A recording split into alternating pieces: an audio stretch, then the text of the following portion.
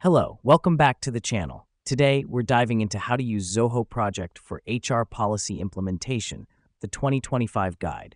Let's get started. First up, log into your Zoho Project account. Now, don't underestimate this initial step. It's key because it gives you access to the platform where you can manage and control your HR policies.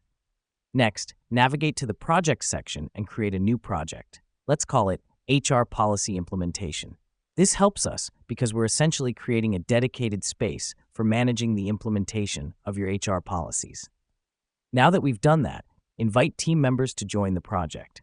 The reason we do this is to ensure that everyone who's part of the policy implementation process is on the same platform. This promotes transparency and encourages collaboration.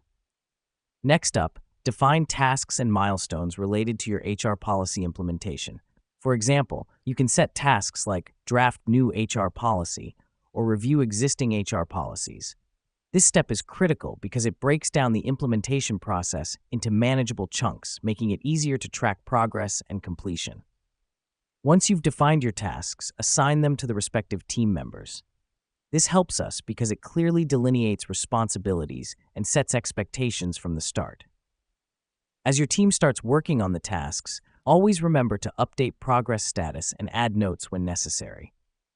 Let me explain why this matters. Regular updates keep everyone informed about the project's progress and help identify any potential roadblocks early on. Finally, use the reports feature to monitor the project's overall progress. Here's what's happening behind the scenes when you do this.